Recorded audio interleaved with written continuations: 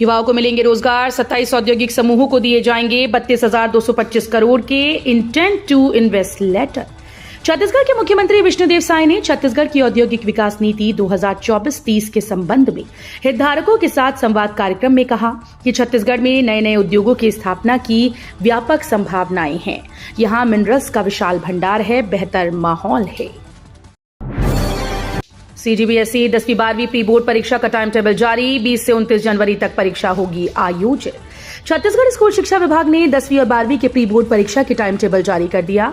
ये परीक्षाएं 20 जनवरी से शुरू होकर 29 जनवरी तक चलेंगी। परीक्षा का समय दोपहर 12 बजे से लेकर 3:15 बजे तक निर्धारित किया गया है। अधिकारियों ने बताया कि बच्चों को प्री बोर्ड परीक्षा बोर्ड वार्षिक परीक्षा के जैसे ही आयोजित की जाएगी। छत्तीसगढ़ में पहली बार राज्य स्तरीय भाजी महोत्सव का आयोजन। छत्तीसगढ़ के कृषि प्रधान जांजगीर चांपा जिले के किसान स्कूल बहेराडीह में 10 दिसंबर को पहली बार राज्य स्तरीय भाजी महोत्सव का आयोजन किया जाएगा। इस अनोखे महोत्सव में छत्तीसगढ़ की 36 प्रकार की भाजियों की जीवंत प्रदर्शनी लगाई जाएगी। अमित शाह नक्सलियों के गढ़ में डालेंगे डेरा। मुख्यमंत्री विष्णुदेव साय ने नई दिल्ली में केंद्रीय गृह मंत्री अमित शाह से मुलाकात की। साय ने गृह मंत्री अमित शाह को बस्तर ओलंपिक के समापन और पुलिस अवार्ड कार्यक्रम में शामिल होने के लिए औपचारिक निमंत्रण दिया। इस बैठक में उप मुख्यमंत्री अरुण साव और विजय शर्मा भी मौजूद रहे। रायपुर के सभी विकासखंड पर होगा जिला स्तर युवा उत्सव का आयोजन। खेल एवं युवा कल्याण विभाग की ओर से हर साल की तरह इस साल भी युवा उत्सव का आयोजन किया जा रहा है। आज 6 दिसंबर से 10 दिसंबर तक होगा, जो सुबह 10 बजे से शुरू होगा। विकासखंड स्तरीय युवा उत्सव का आयोजन आरंग, अभनपुर, तिल्दा, धरसीवा में किया जा रहा है। फॉग सेफ्टी डिवाइस के बावजूद भी हर दिन ट्रेन हो रही घंटों लेट। दक्षिण पूर्व मध्य रेलवे से गुजरने वाली ट्रेन पर कोहरे का ग्रहण लग गया है। ट्रेन में फॉग सेफ्टी डिवाइस लगने के बाद भी हर दिन दर्जनों ट्रेन 3 से 5 घंटे तक लेट पहुंच रही हैं। ऐसे में ट्रेन की लेट लतीफी यात्रियों की नई समस्या बनी हुई है। इस वजह से यात्रियों को ठंड के बीच रेलवे स्टेशन में ट्रेन के लिए लंबा इंतजार करना पड़ रहा है।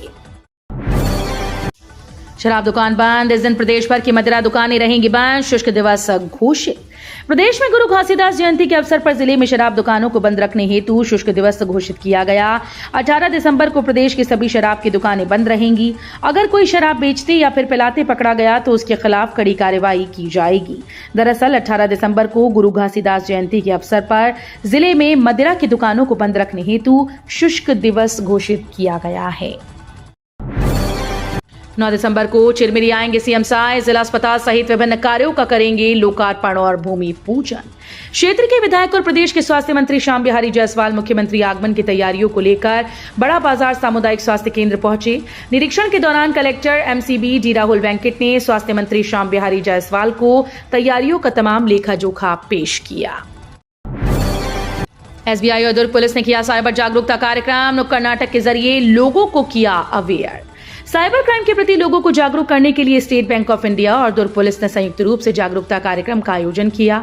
ये कार्यक्रम सेक्टर 1 एसबीआई बैंक के परिसर में आयोजित किया गया। यहां नुक्कड़ नाटक के माध्यम से लोगों को जागरूक करने का प्रयास किया गया। मौसम विभाग कर रहा ओलंपियाड प्रतियोगिता का आयोजन। रायपुर में स्कूली छात्रों के लिए भारत मौसम विज्ञान विभाग ओलंपियाड का आयोजन कर रहा है। इस प्रतियोगिता को जीतने वाले छात्र को नकद पुरस्कार दिया जाएगा। मौसम विज्ञान केंद्र ये आयोजन 2 श्रेणियों में करेगा, जिसमें राज्य स्तरीय और राष्ट्रीय स्तर की प्रतियोगिता होगी। राज्य स्तरीय प्रतियोगिता जीतने के बाद छात्र जो राष्ट्रीय स्तर की प्रतियोगिता के लिए भेजा जाएगा। जो बच्चा मौसम विज्ञान से जुड़े सवालों का सही जवाब देगा उसे 25,000 तक की राशि दी जाएगी। 11 करोड़ से बनेगा गौरव पथ। शहर की ट्रैफिक से मिलेगी राहत।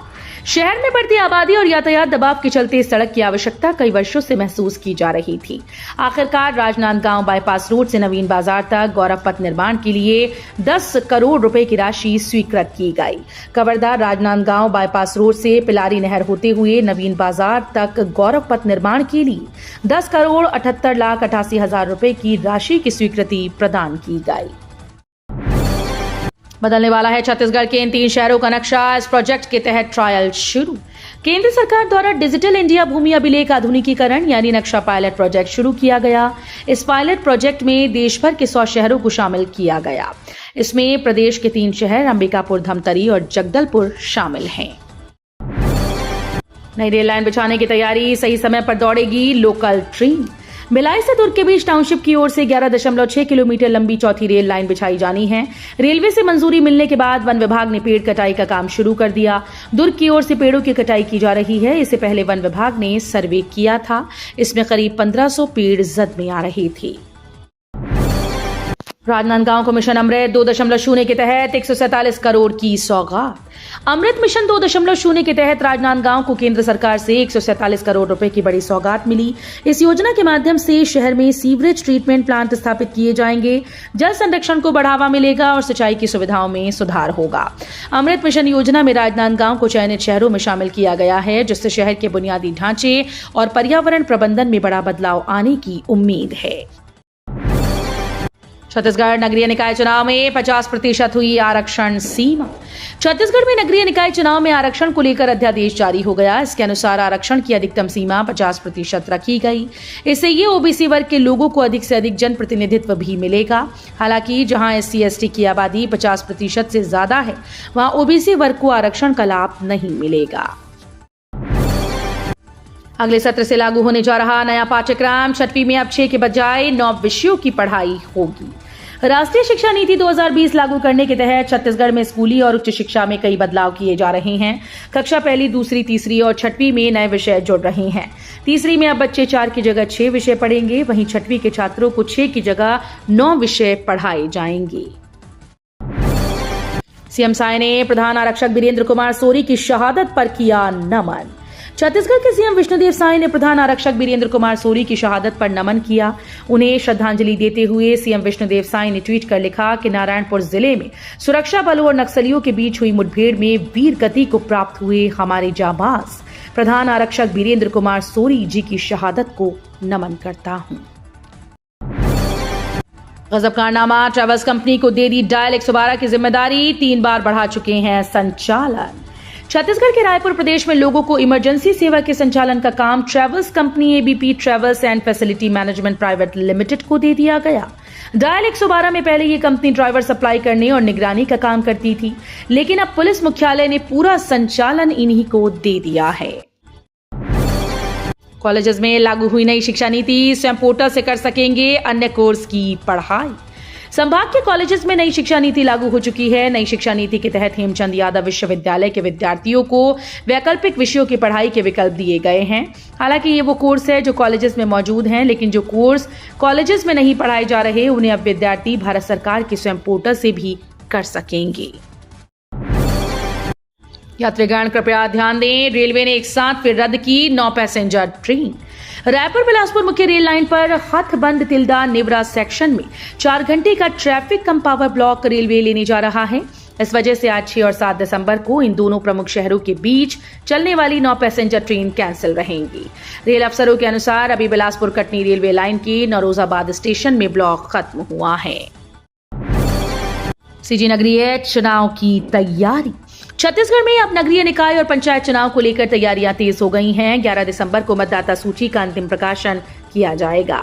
इसी के 4 से 5 दिन के अंदर वार्डवार आबादी के अनुसार आरक्षण की सूची भी जारी की जा सकती है। ऐसे में यह माना जा रहा है कि छत्तीसगढ़ में नगरीय निकाय चुनाव की घोषणा 15 से 20 दिसंबर के बीच में हो सकती है। अग्निवीर भर्ती रैली 12 दिसंबर तक 8000 से अधिक युवा होंगे शामिल।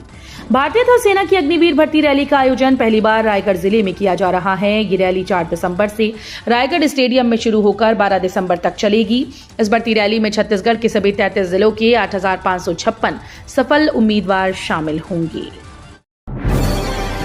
राजभवन में सांस्कृतिक कार्यक्रमों के साथ मनाया गया 5 राज्यों और केंद्र शासित प्रदेशों का स्थापना दिवस।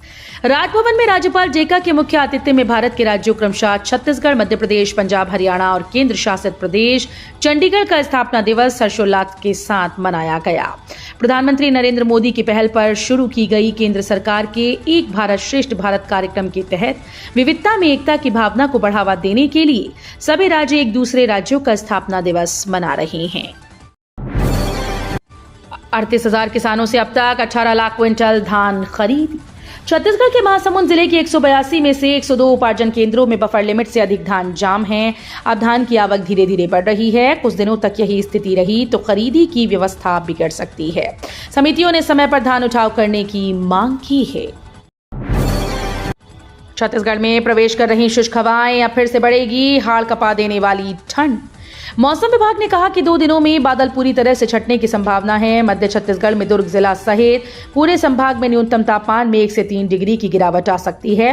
दक्षिण पश्चिम बंगाल की खाड़ी में बने चक्रवाती तूफान फेंजल के असर से उत्तर की हवाएं अवरोध उत्पन्न होने से छत्तीसगढ़ नहीं पहुंच रही थीं, लेकिन अब परिस्थितियां बदलने से इसमें बदलाव हो गए हैं।